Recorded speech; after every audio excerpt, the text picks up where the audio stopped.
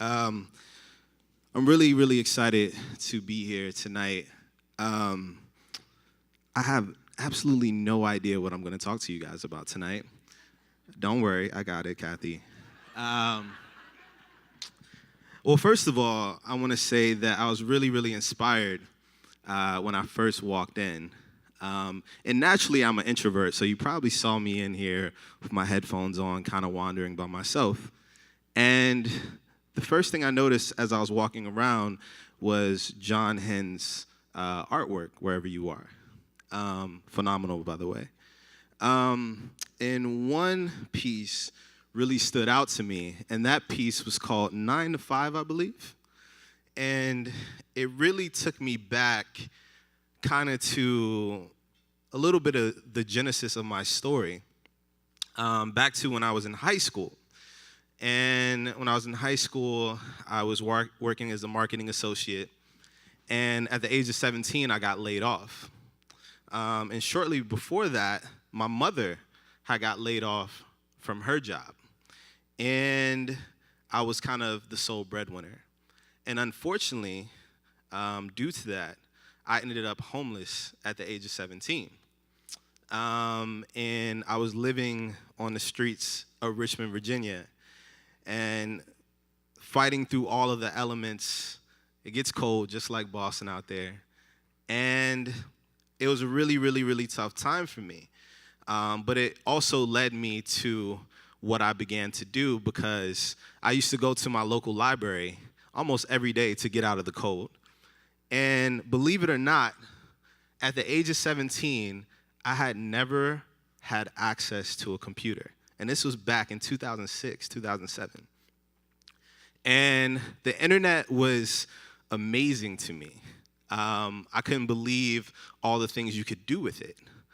And I remember coming across someone by the name of Mark Zuckerberg, which I'm sure you guys are familiar with here in Boston.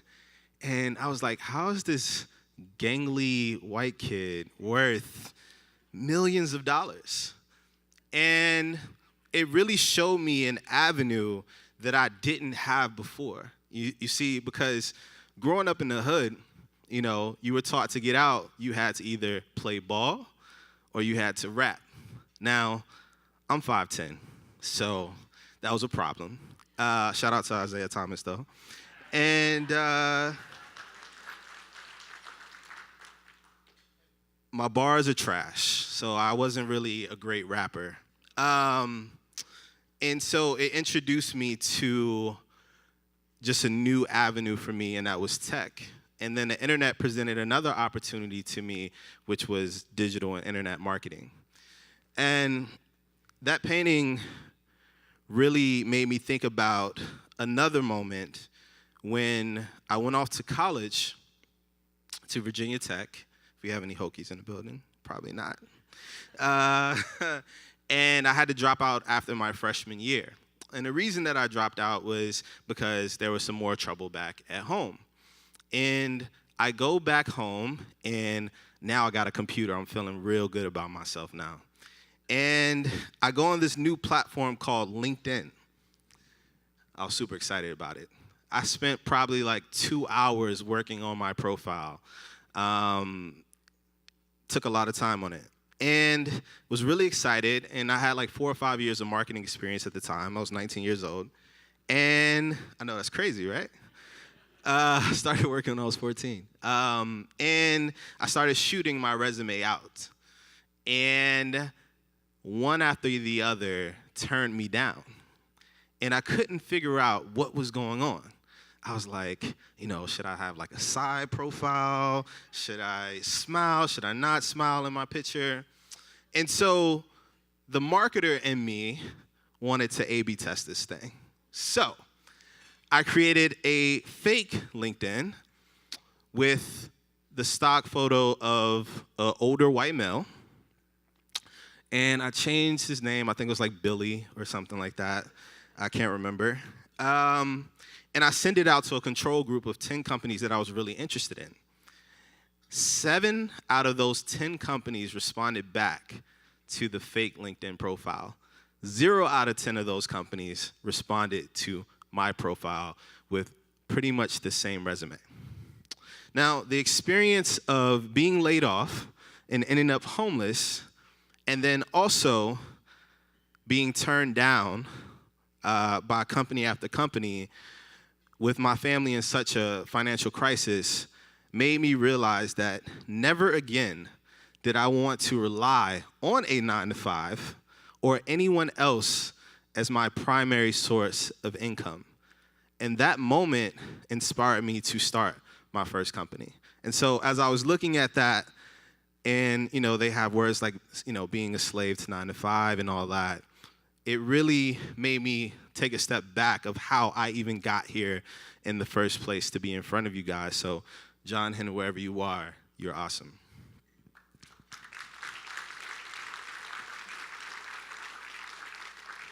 Also, y'all need to get around me so I can buy a few raffle tickets. Y'all just skip me over. I need to get in on that. So I was inspired to be an entrepreneur, and since then, I've started 4 different companies that are, as of last Tuesday, all $1 million companies, all 4 for 4. We just hit $1 million in revenue for Growth Pup with a team of 4, actually.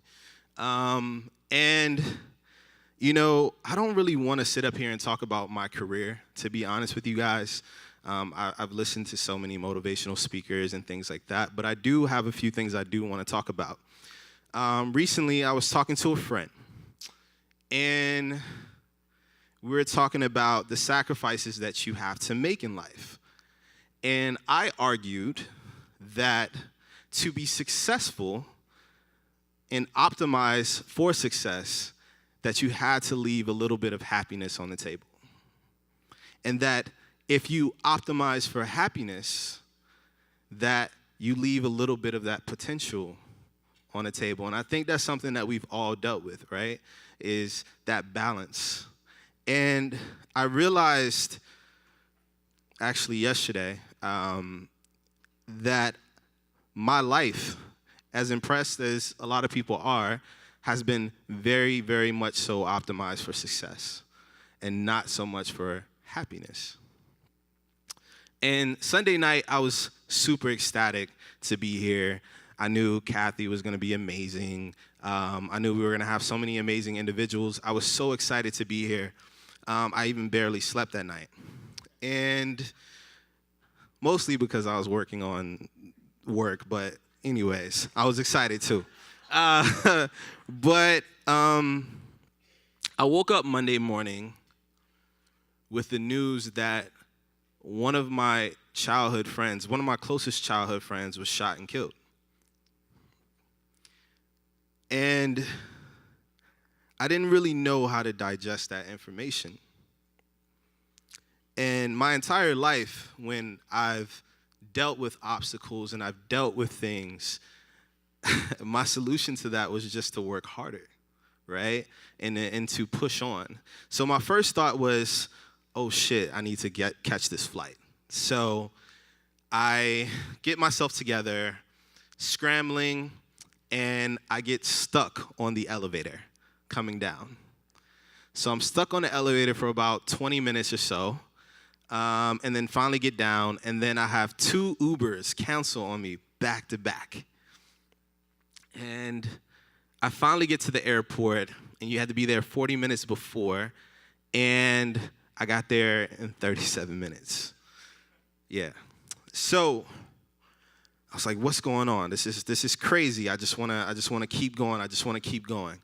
And so I book a second flight. Probably gave Christiana a heart attack. And I found out that flight got delayed later into the day. And so I didn't want to sit and think about my friend at the time, and I wanted to keep working. So I left the airport, and I went back to my office, and I tried to work, and I tried to have meetings. And the more and more I tried to push through this, I realized that I couldn't. And this was the first time in my life that I couldn't outwork a struggle or an obstacle. Like, my entire life has been built on Here's this obstacle, and I'm going to push through it, and I'm going to do something better with my career. And I thought that with career success and being able to put myself and my family in a better situation, that you won't have any worries. And that's just false. And I do want to tell you a little bit about my friend. We both were born and raised in Southside Richmond. And believe it or not, in school, he got better grades than me. He was smarter than me. I could never really live up to him. He was just amazing, all the way up through elementary and middle school. And what's so interesting is that I'm sitting up here talking to you guys and so many esteemed individuals, and he's in a completely different scenario. And it really made me think how in life there's these small moments that we have to make crucial decisions that will lead us down one path or the other. And when we were 13 years old, we were approached by local gangs to start selling drugs. And I started with him. I sold like a little weed here and there. I ain't gonna lie. And then they came to us to start selling crack cocaine. And I had to make a decision whether to move forward with that. I decided to take a step back and get a job, which ended up being a job in marketing. And that saved my life. He, on the other hand, decided to sell. And I remember talking to him, and I said, man, I don't think this is a good idea. He said, bro, what other options do I have? I have to take care of my family. And that's why diversity, to me, is so important, because when you're just a smart kid in the hood and you can't play basketball and sports, or you can't rap, or you can't do this, you really feel like you don't have options. And that's what leads people to those types of scenarios. Because he should have had the potential and the ability to be right in front of you tonight, just the same way I am. And he's not, unfortunately. And it took me back to that conversation that I was having with my friend about optimizing for success or optimizing for happiness. And I look back on my life and the decisions that I've made, and I realized that there's a lot of things that I'm lacking. And you probably don't really hear that from somebody that's supposed to be a keynote or a motivational speaker. I had to be real with myself and realize that despite all the accomplishments that I've had over the past several years, have I spent enough time with my family? Have I built meaningful relationships? Have I took enough care for myself when it comes to, emotional self-care and physical self-care? I started to realize that no was the answer to a lot of these questions. And that this moment really signified a change that I needed to make in my life. And now I think about this whole optimization for success, and what does that really mean if you're not able to enjoy that or impact the lives of the people that you truly care about? More than just financially, My mom, she loves that new house, but she probably would love a few more hugs, right? And think about all the times that your kids want to play and you don't have the energy to play with them. Or you're thinking about what you have to do the next day for work. Or think about the last time you took your beautiful girlfriend or wife out on a nice date. Not Netflix and chill, I mean a real date. Or the last time you really spent significant time with your family without picking up your phone, getting on your laptop, and worrying about your work. And I took a look at my life and I couldn't really remember when I've been able to do that. And so I think the whole leaving happiness on the table and trying to optimize for success is BS at the end of the day. Because the real success is finding happiness. Because at the end of the day, yeah, it's cool to IPO a company. It's cool to co-found this or that or become an executive at a company and get a bunch of followers. I have over 500,000 followers, and I just deleted all of my social media today because I want to spend more time in reality. And I want to spend more time with my family. I want to spend more time with the people that I love, and I want to take a step back. So when you search at Everette, I am gone. Everyone's like, yo, are you okay? Like, I'm cool. I'm good, guys. I don't need to tweet right now. So what I do want to leave you guys with, because I have 4 minutes, is that I really want you guys to start thinking about optimizing for happiness and the steps that you really need to take to make that happen, and how you can truly balance your life to make that happen. And what are the things outside of just your professional career truly motivates you and makes you passionate? And what really gets you out of the bed to really keep going? Diversity is one of those things for me personally. You know, I see the direct effect as I see with my friends' life, how the importance of diversity and starting early, not just talking about graduating college students. I'm not talking about MBAs. I'm talking about early in these inner city communities, right here in Boston, how you can have an impact on these people's lives. And I hope that you can find that same passion that I'm able to find in that as well.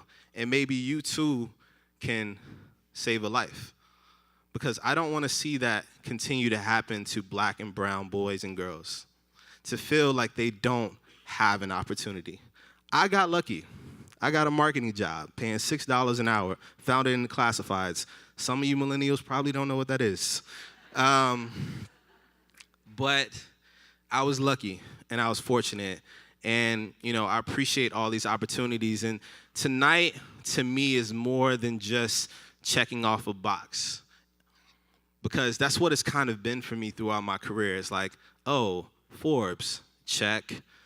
Million, check. VP, CMO, check. Being able to speak in front of Kathy, check. You know, it's been a series of that. And I really want to take a step back and make sure that the words and the things that I'm saying is truly meaningful and truly have an impact. And I will start living my life differently and optimizing for happiness. And I hope that you guys do the same. Thank you.